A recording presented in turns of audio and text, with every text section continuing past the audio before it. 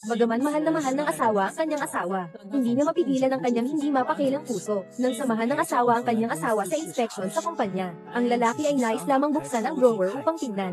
Ngunit napasulyap ang asawa ng takot at pangamba. Bagaman matagumpay na napigilan ng asawa ang lalaki, ngunit sa harap ng matalim na tingin ng asawa, nagsalita ang asawa ng palpak at kinakabahan. Sa totoo lang, alam ng mga lalaki kung ano ang nasa loob nito. At alam din nila kung sino ang kasama nilang gumamit nito. Ang dahilan kung bakit hindi nila sinisi ang kanilang asawa, ay dahil nais nilang bigyan ng isa't isa ng marangal na pamamaalam.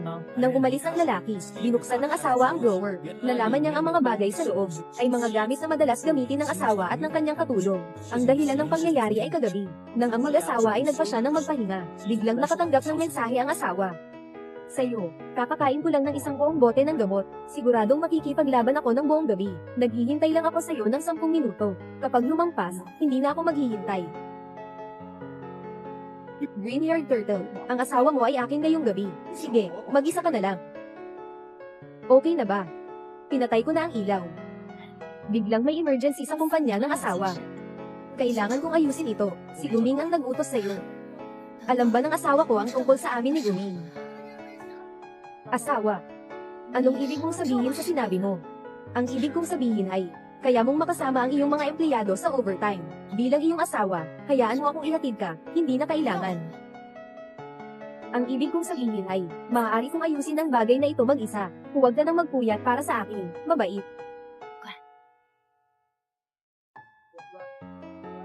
Napakahirap para kay Yang Zero na itago ito, nakakapagod ba? Nakatitig ang asawa sa sasakyan ni Liwanag ng Buwan. Tumawag ang lalaki sa gwardiya ng komunidad. Sa oras na ito, galit na nagbabala ang asawa kay Liwanag ng Buwan. Kung sakaling muling dumaan sa kanilang pintuan, at hindi sinasadyang makita ng lalaki, dapat agad na mawala si Liwanag ng Buwan. Matapos ang inom ng gamot si Liwanag ng Buwan, nagsimula na siyang manghimasok. Sa gitna ng kanilang mahalagang sandali, nakatanggap sila ng sagabal mula sa mga gwardiya na dumating.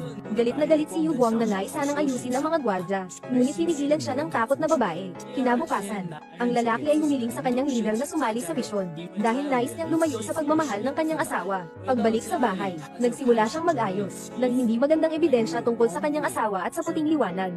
Dahil, ito na ang hindi unang pagkakataon na nagtago ang kanyang asawa sa kanya ng masamang gawain.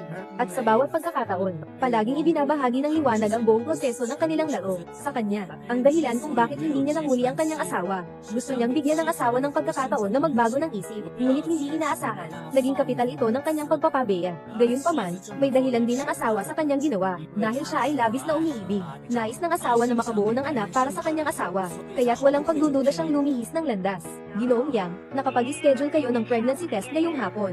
Pakisiguradong dalhin ang inyong ID kapag pumunta kayo.